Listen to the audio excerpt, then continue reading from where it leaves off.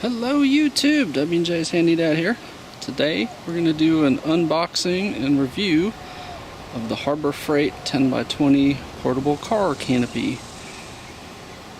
I'm trying to get my videos to have some cover from the sun when I'm filming detailing type stuff, so I thought I might try this out and see, since I'm in an area zoned where I can't build on another garage or carport or anything, so this will have to do as a temporary solution.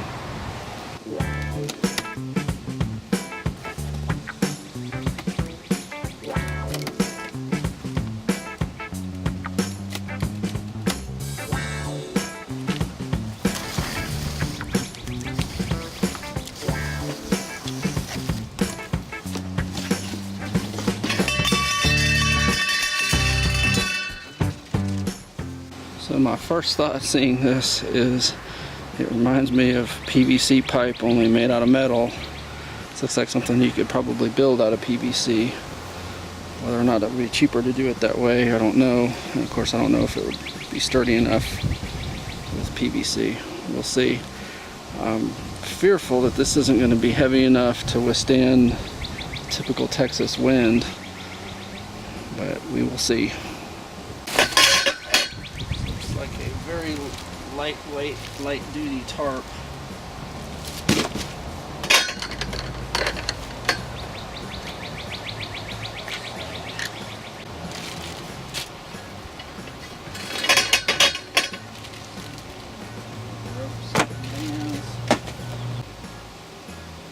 Looks like the parts are kind of numbered. Looks like a 4 or 5. One's missing. So what I'm going to do is separate all these out into piles based on the numbers, and hopefully it'll make assembly go quicker. Got it broken down. There's the 5s, the 4s, the 1s, lots of 2s, a couple 3s, some 6s over there. And just in the box there's the 6 feet. There's some things that look like you can stick them in the ground to hopefully hold the feet. We'll see how well that works. There's some rope, some stretchy, maybe retaining rings or something. I don't know what those are yet. And then obviously the tarp that goes over the top. And we even have instructions, and I will read them. This is how you lay out the roof. Note the pieces are all pretty clearly labeled there.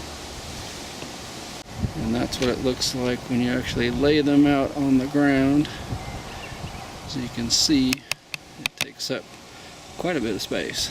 Obviously for a 10x20, it's a lot bigger in reality than what it looks like on that piece of paper. So next step is to connect all these together. And that's what it looks like when it's all put together. You notice on the ends, the shorter leg goes towards the pole on the bottom there rather than the support structure of the roof. Interestingly, nothing holds them together. They just snap into place. So I'm going to look and see what holds it together ultimately and decide if I want to put some tape or RTV or something just to make it a little more secure, because they were popping out left and right as I was putting this thing together. Next step is to take the 2s and put them in the feet. They don't give you anything to retain them, however you can see there's a hole in the plastics. It looks like if you were feeling up to it you could drill that out, put a screw in there, or maybe even a bolt all the way through. I opted for a dab of RTV in there and a little twist, and that should hold it in well enough. Then you take the number 6s and you put them into the top of the number 2s. It says to put the hole on the high side. You notice there's a hole in all the number 6s. It's just barely off center, so you really need to check it carefully before you put these together if you're gonna use any kind of permanent or semi-permanent adhesive on them. I'm just going to snap them together for now and see how well it holds up, but I may go back through and glue all these together.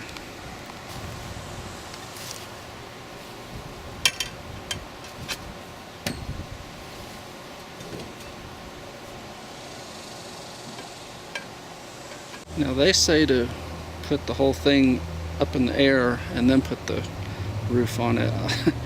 There's no way I'm going to do that, so I'm trying to put this on the ground.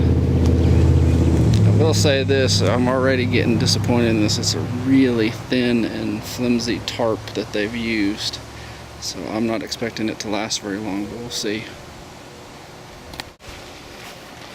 So I'm going to take these, push them through, and then over.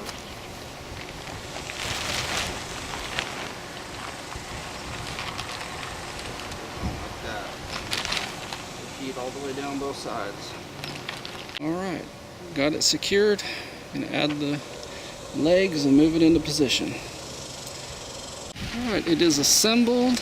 We are under it.